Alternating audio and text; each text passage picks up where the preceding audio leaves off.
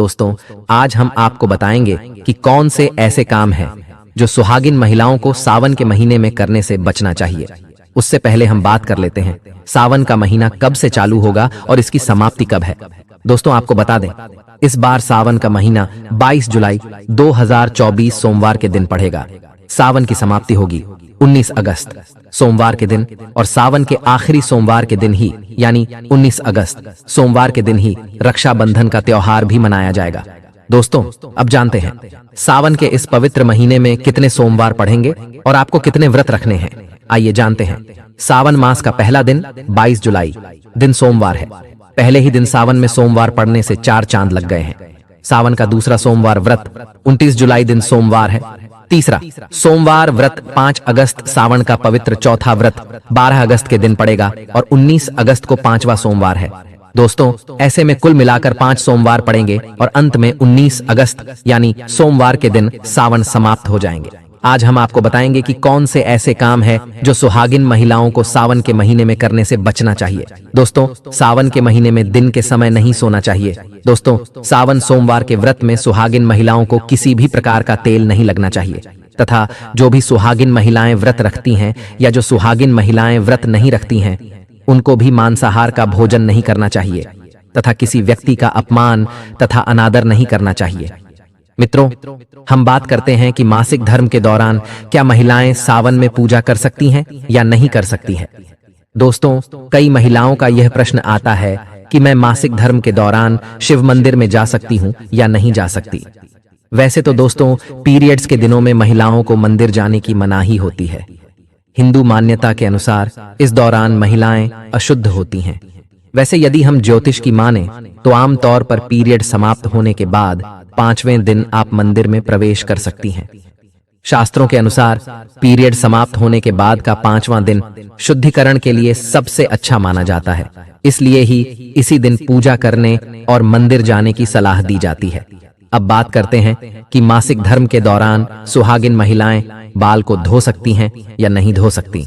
बहुत सारी महिलाओं के यही क्वेश्चन रहते हैं कि हम मासिक धर्म के दौरान बाल को धो सकती हैं कि नहीं धो सकती हैं। तो दोस्तों, ज्योतिष शास्त्र के मुताबिक अगर आपके पीरियड्स 3 दिन चलते हैं तो आपको चौथे दिन बाल धो लेने चाहिए, यानी मासिक धर्म खत्म होने के अगले दिन ही बाल धोना सही होता है। जो महिलाएं मासिक धर्म के दौरान बाल धोती हैं तो ऐसा करना गलत माना जाता है। दोस्तों, आगे वीडियो में हम बात करने वाले हैं कि सावन महीने में सुहागिन महिलाओं को यह काम जरूर करना चाहिए जिससे उनके परिवार में सुख समृद्धि बनी रहती है तथा पति की लंबी आयु में वृद्धि होती है। दोस्तों, आज हम आपको बताएंगे कि इस सावन के महीने में विशेष तौर से सुहागिन महिलाएं कुछ ऐसे कार्य करें इससे उनके घर परिवार के अंदर खुशियां देखने को मिले और उनकी गृहस्थी बहुत अच्छे से चले। सुहागिन महिलाओं को सावन के महीने विशेष के अंदर कुछ ऐसे कार्य जरूर करने चाहिए जिससे उनके जीवन में सफलता प्राप्त हो और उनकी घर गृहस्थी बहुत ही अच्छे तरीके से चले। तो दोस्तों, बात करते हैं ऐसे कौन से कार्य है इस सुहागिन की महिलाओं को विशेष तौर से सावन के महीने के अंदर करने चाहिए। दोस्तों, सबसे पहला कार्य है कि सुहागिन महिलाएं जब भी आप सोमवार का व्रत रखती हैं और सावन के सोमवार शिवजी को जल अर्पित करती हैं, सुहागिन महिलाएं बाल जरूर धोएं। दोस्तों, सुहागिन महिलाएं बिना बाल धोए सोमवार का व्रत नहीं रखें। सुहागिन महिलाएं अगर सावन महीने में सोमवार व्रत बाल धोकर व्रत रखते हैं तो उन्हें उनका फल या जो भी विश है वह भगवान भोलेनाथ पूरा कर देते हैं। और दोस्तों, कहा जाता है कि पूरे सावन के महीने के अंदर भोलेनाथ सुबह के समय इस धरती पर माता गौरी के साथ भ्रमण करने के लिए निकलते हैं। तो सावन के महीने में दोस्तों, सुहागिन महिलाओं को विशेष तौर से यह ध्यान रखना चाहिए कि सुबह जल्दी उठकर ब्रह्म मुहूर्त में उठकर स्नान कर लें और घर की साफ सफाई का विशेष तौर से ध्यान रखें। अगर आप अपने घर की साफ सफाई का ध्यान नहीं रखेंगे तो हो सकता है कि भोलेनाथ आपके घर के अंदर प्रवेश नहीं करें या भोलेनाथ की जो आपने भक्ति की है उसका खुश होकर परिणाम आपको नहीं मिले। इसीलिए आपको सावन के पवित्र महीने के अंदर अपने घर की साफ सफाई का विशेष तौर से ध्यान रखना चाहिए। इसी के साथ दोस्तों, सुहागिन महिलाएं जो 16 सोमवार का व्रत रखती हैं, आपको यह जरूर ध्यान रखना चाहिए कि आपको इस सावन के महीने के पहले ही सोमवार या फिर किसी भी अंतिम सोमवार से ही आप इन्हें व्रत का पारण लें और व्रत करने का सौभाग्य लें तो निश्चित तौर से आपके इस जीवन के अंदर सुख आने लगता है और आपके वैवाहिक जीवन बहुत ही अच्छा चलता है। कुछ कुंवारी कन्याएं भी 16 सोमवार का व्रत इसीलिए रखती हैं ताकि उनको एक योग्य और गुणी व्यक्ति, उनके जीवन साथी की प्राप्ति हो। तो सुहागिन महिलाओं को भी, कुंवारी लड़कियों को भी आपको यह व्रत 16 सोमवार से करना चाहिए, जो कि सावन की शुरुआत से ही करना चाहिए, ताकि भगवान भोलेनाथ की भक्ति का आपको जीवन के अंदर मौका देखने को मिले। दोस्तों, इसी तरह अगली बात करें तो सुहागिन महिलाओं को सुहाग की वस्तु विशेष सावन के महीने के अंदर जरूर पहननी चाहिए। 116 श्रृंगार कीजिए। और साथ साथ सुहागिन महिलाओं से निवेदन है, आज की फैशन के दौर के अंदर कोई महिलाएं मांग धारण नहीं करती हैं। अपने आप को इस सावन के 16 सोमवार के दिनों में मांग जरूर भरनी चाहिए। जो सुहागिन महिलाएं मंगला गौरी का व्रत रखती हैं, 16 सोमवार का व्रत रखती हैं, एकादशी का व्रत रखेंगी, सावन के महीने के अंदर पड़ने वाली, उनसे निवेदन है कि पूरी तरह से सुहागिन वस्तुओं का धारण करके उसके बाद आप व्रत करेंगे तो मंगला गौरी कि आपके जीवन भोलेनाथ तथा माता पार्वती कृपा देखने को मिलेगी और आप जैसा चाहेंगे वैसा आपका कार्य बन जाएगा। वह सुहागिन महिलाओं को इसका विशेष प्रभाव देखने को मिलता है। और सुहागिन महिलाओं से यह निवेदन और है कि इस सावन के महीने के अंदर अपने से बड़ों या अपने छोटे चाहे कोई भी हो, किसी का भी आपको अपमान नहीं करना चाहिए। अगर सावन के महीने के दौरान आप किसी का भी अपमान करते हैं तो आपको अपने जीवन के अंदर कभी भी खुशियां देखने को नहीं मिलती हैं। सावन के महीने में आप अपने पति का सम्मान करें और जितना हो सके लड़ाई झगड़े से आपको बचना चाहिए। सुहागिन महिलाएं अगर इन चीजों का ध्यान रखें, सावन का व्रत रखेंगी तो उसके जीवन के अंदर दोस्तों खुशियां देखने को मिलेगी और उसे कभी भी किसी प्रकार के दुख का सामना नहीं करना पड़ेगा। दोस्तों, सावन का महीना भगवान शिव से जुड़ा है। उन्हें भोलेनाथ भी कहा जाता है कि वह अपने भक्तों की एक पुकार मात्र से उनकी मदद को दौड़े चले आते हैं। वहीं सावन का पर्व गृहस्थ जीवन बिताने वालों के लिए विशेष स्थान रखता है। दरअसल सावन को शिवजी और मां पार्वती के विवाह वर्षगांठ के रूप में भी मनाया जाता है। बताया जाता है कि अगर विवाहित महिलाएं तो पूरी विधि के साथ इस दिन भगवान शिव की पूजा करें तो उनके पति की लंबी उम्र का वरदान होने मिलता है। कि भगवान शिव की पूजा कुंवारी कन्याएं भी कर सकती हैं, लेकिन विवाहित महिलाएं भगवान शिव की पूजा करती हैं तो इसका फल वह पति के लिए भी पा सकती है। तो चलिए आपको बताते हैं कि किस तरह से आप भगवान शिव को प्रसन्न करके पति की लंबी उम्र का वरदान प्राप्त कर सकती हैं। और अगर कुंवारी कन्याएं हैं तो वह भी इसी तरीके से भगवान शिव को प्रसन्न कर मन वांछित फल पा सकती है। सबसे पहले तो जरूर जान लें कि आपको सावन के सोमवार का व्रत जरूर रखना चाहिए। दोस्तों, इस आपको जरूर आपका मनचाहा फल मिलेगा। महिलाएं अगर सावन में सोमवार के दिन व्रत रखें तो इससे महासचिव प्रसन्न होते हैं और कुंवारी कन्या व्रत रखती है तो उन्हें अच्छे वर की प्राप्ति होती है। इस व्रत के दौरान फलाहार रहे और उनके पसंद की चीजें जैसे बेलपत्र, चंदन, चावल, दूध भेंट कर पूजन करें।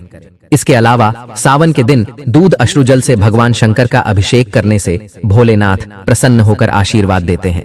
दोस्तों, ओम नमः शिवाय 3 शब्दों का यह मंत्र इतना चमत्कारी है कि आपके जीवन को पलट कर रख सकता है। तो आपको कहना है ओम नमः शिवाय का जप जरूर करना चाहिए। जब सुबह उठे तब करें, जब आप सोने जाएं उससे पहले इस मंत्र का जप करें। लेकिन सावन के महीने में तो इस मंत्र का अलग ही महत्व है। सावन में शिव जी की पूजा के समय ओम नमः शिवाय मंत्र का जप को जरूर करना चाहिए। इससे जीवन सुखमय बन सकता है। पति की लंबी आयु के लिए इस मंत्र का जाप 5 माला जप को पावन के सोमवार के दिन करना चाहिए। महादेव प्रसन्न होकर मनोकामनाएं जरूर पूरे करेंगे। दोस्तों, ऐसे में हम जानते हैं सावन के इस पवित्र महीने में कौन सी गलती नहीं करनी चाहिए जिससे कि शिव नाराज ना हो।